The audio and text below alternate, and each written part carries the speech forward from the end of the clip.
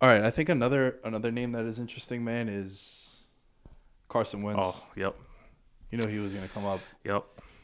He's another guy who I'm not ready to give up on. Why? You're like entrenched with like these physical tools. Like I am, yeah, yeah, yeah. it's like no, Carson's broken. Like You think so? Do you think he's broken, or do you think he's broken in Philly? Because, bro, they built a statue for Nick Foles. yeah, So because the he's fact that this sensitive. Carson Wentz is sensitive. That's why he's broken. Sensitive, dude. hasn't been the same without Frank Wright. I know I'm not going out on a limb here, like Yeah, but everyone, Frank Reich did nothing for him. Frank Reich did that for Nick Foles. but that 2017 season, he was the OC for them. Yeah, but do you remember they weren't ever like they never mentioned Frank. It was always like John D. Filippo. You remember that's all they Yeah, that ever was spoke the about. name. Yeah, yeah. John D. Filippo. John D. Filippo, who ended up going To to Minnesota. Right. Got fired like 5 games into the season, and then went down to Jacksonville. And the same thing. So like, I don't know. Like, Well, the thing that everyone's holding on to, and I am as well, is he was really special in 2017. And I know that's 4 years ago. Yep. I get that. But RG3 was really special in 2012. so throwing that out there. nah, Like, bro, he's- that's not fair though, because I think with Wentz, right? With Wentz, dude, what he did last year was impressive. Where he brought that team into the playoffs. I know the division sucked, but it was the first time in NFL history that no receiver had over 500 or 800 yeah, yards. something like that. Yeah. Like, dude, Greg Ward Yeah. and Matt Hollins and Yeah. shit. Like, that was crazy what he did. Yeah. So that was impressive to me. They had Alshon Jeffrey for one playoff run. I know they Yep. won the Super Bowl, but he was never in the lineups. Nope. You look at what Aguilar did with the Vegas Raiders this Yeah. year. Like, that dude, he's probably going to get $12 million a year this year. I think you're talking about issues with the Eagles now, like not just that's the Well, I front think it office. was. I think it was a combination of a lot of things. I don't think it's that Wentz is bad. I think it's the front office. I think it's the talent around them. Guys being hurt. Wentz is also bad, but yes, we can go. Wentz is also bad. That's fair. That's fair if you feel that way. I don't. He's throwing interceptions though. Like interceptions, like is not always like who you have around you. Like I think a lot of those interceptions. Mind you, I hate the Eagles more than Yeah. every team, like Yeah. ever in my life. You're giving him the hero ball defense. So like he's trying to play hero ball. There's nothing around That's him. how I feel when I watch him. I think he doesn't know what's happening. And don't get me wrong. Like I know, like nobody's gonna want to throw to Greg Ward and Arcega, Whiteside. Nobody's yeah. gonna want to throw to those people. Yeah. When Ertz wasn't really the same person last year. Ertz is shot now. Yep. Ertz is, The Dallas offensive- Goddard has been Yep. the better tight end for like 18 months now. The offensive line is old. Like Jason Peters is still playing. Like, come on, Kelsey. Offensive line's old. So like, They lost Brooks also. yep. To one me, it's the kind of guards. like the Rams. Look at both of those teams the last time they were in the Super Bowl, and look at what they have now. Like the lines have aged. The receivers have phased out. The running backs are gone. Now it's all on the quarterback. Like they put it all on Jared Goff last year, and they blamed him because they couldn't do start a playoff game with a pin in his finger, and they blamed him Yeah. for losing. Carson is very talented quarterback, but like he's another one of those dudes like always injured. Was injured in college. I think he had like one really good season in college in a smaller level of competition. I don't think Carson Wentz is an elite quarterback. I think we saw a flash, and that was all we're ever going to get from him. Regardless of where you go put him. If you go put him in Indy, I think we saw that flash is over. RG3's flash, over. I think it's over. You see, with Indy, I think it's such a good situation for any quarterback that goes there. I think Darnold would be dope going to Indy as well. If you're in a run heavy, like they say that, but I look at the passing game, it's like who are these people?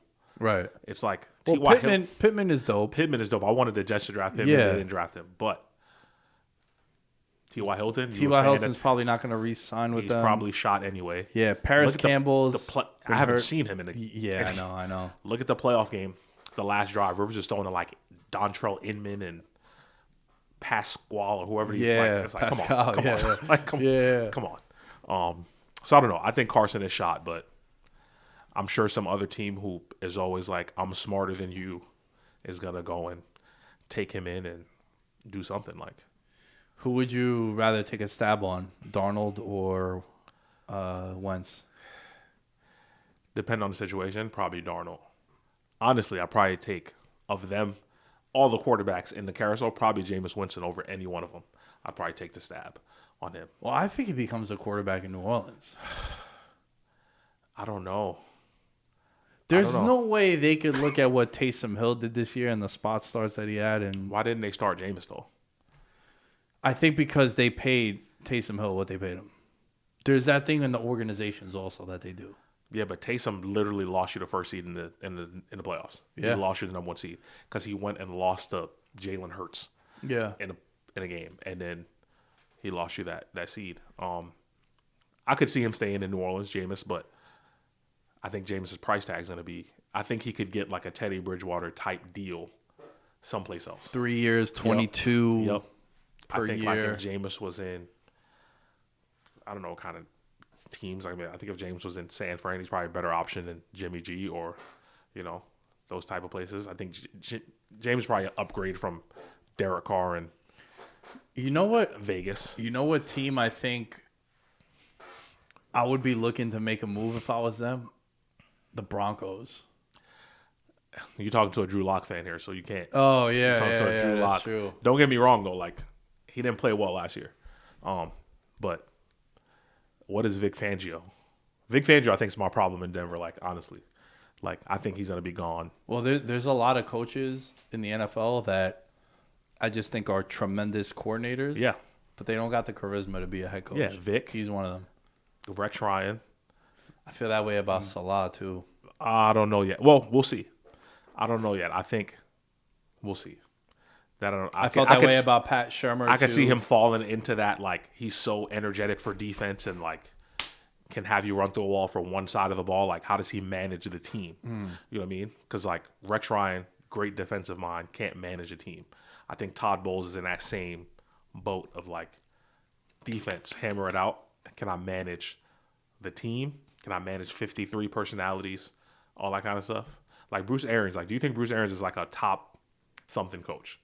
Do you ever get that vibe of like Bruce Arians is going to X and O anybody in football?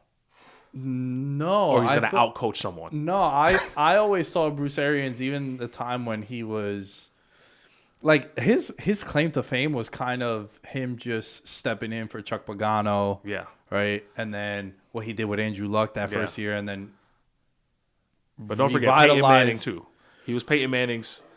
I don't know if he's a quarterback coach or OC as a rookie or. But he was with him. Yes, he was with him. But also Big what he did with OC. What he did with Carson Palmer. Yep. Carson Palmer was going to retire because he didn't want to be in Cincinnati. Yeah. And then he shot in Oakland. Yep. Then he goes to Arizona, and he was an MVP candidate Yep. those 2 seasons. Yep. So it was the 1 year he got hurt. Remember, he tore his ACL. Yep. And then the next year it might have been where they ended up going to like the NFC Championship game against the Panthers. Yep. Got crushed. So I think Arians he's another guy who I feel as if he's a tremendous coordinator.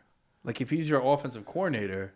I don't even know if he's that though. I think he's a good head coach in terms of he's the person you want managing personalities. He's your CEO. And he's very good at if you ever look at all of Bruce Arians' staffs in terms of in Arizona now, he's very good at hiring very good, competent people that he doesn't have to watch over. Kind of like Andy Reid. We know Andy Reid's the X and O guy, but Andy Reid always has good coordinators that he's not. Spagnuolo's a head coach. All these coordinators been head coaches, Nagy, Peterson, Bieniemy. He doesn't have to watch over either side of the ball. He's just doing his thing. And I think Arians is perfect for that, which I'm not sure every coach has. So, yeah, I want to ask you something about Bieniemy, and you've told me in the past how you like when I have these conversations and I'm not just having it with 2 white dudes. Yep. Right? My stance on Bieniemy is, and my whole stance on the whole black quarterback, black head coach thing is hire the best guy for the job. Yep. Regardless of color. Bieniemy is clearly the best guy for a job. Okay. My whole thing was last year when he didn't get the head coaching job, Bieniemy was in a very unique position where he's the offensive coordinator for the Kansas City Chiefs. Yep. He's underneath a guy who's a legend in Andy Reid.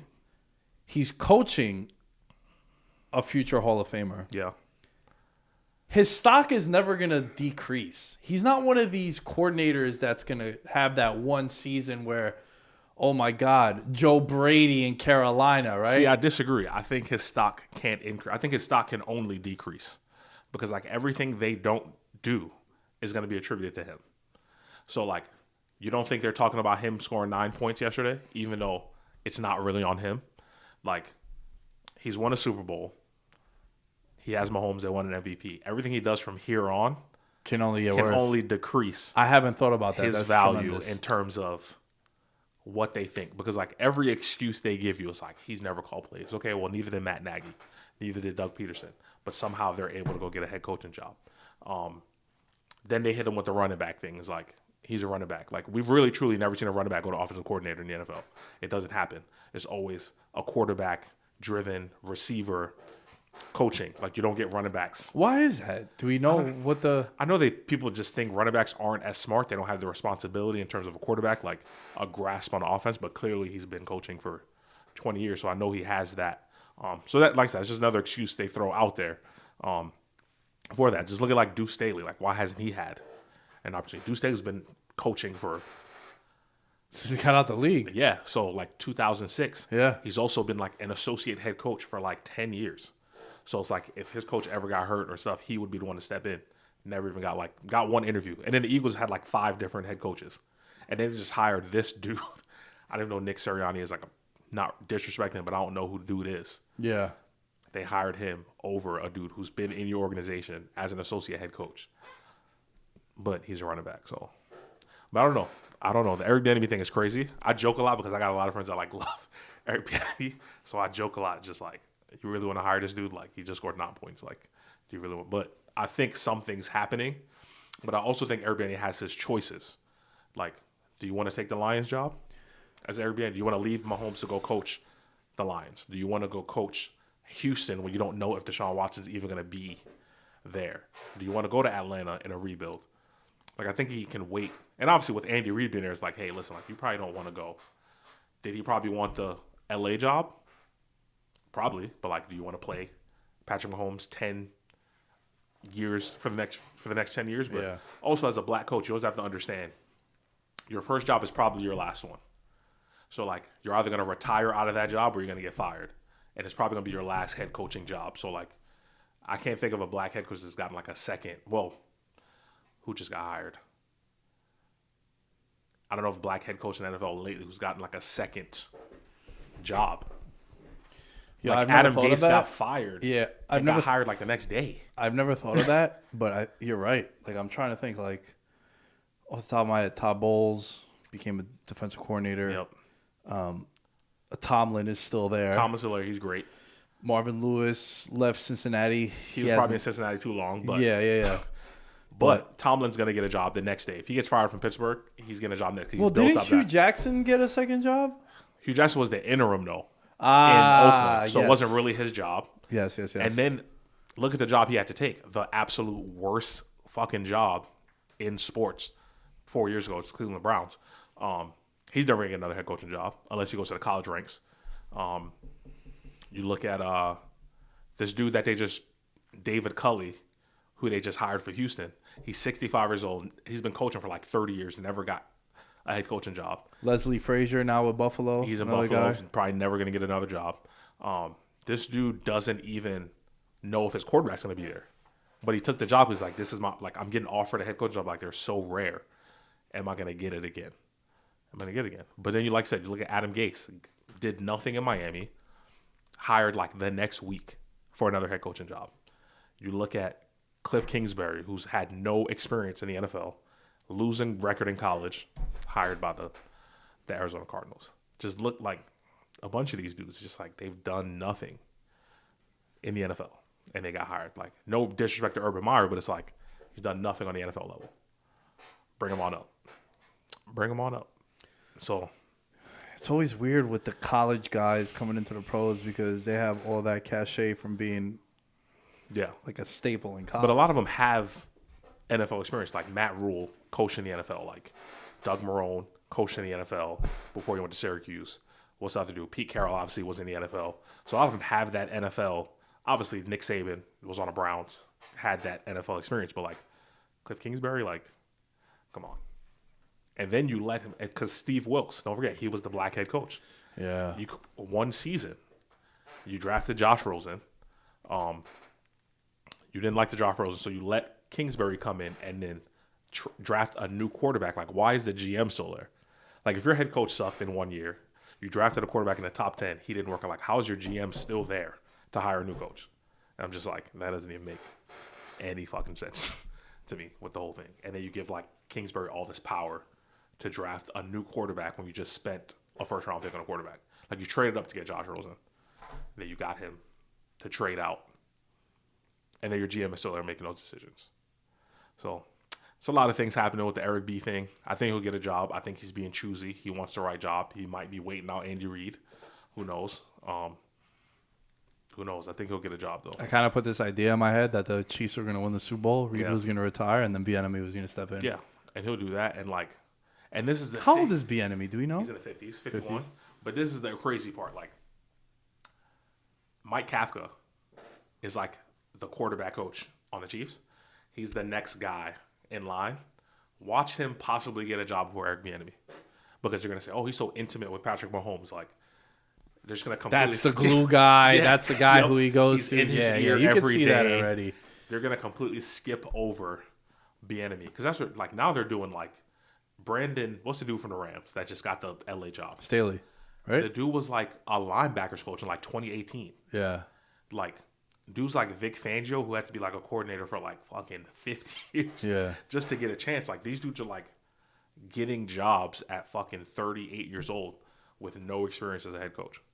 And then they wonder why in 4 years you're hiring a coach. Do you think that's because of the big influx of young coaches that has come into the league that's worked?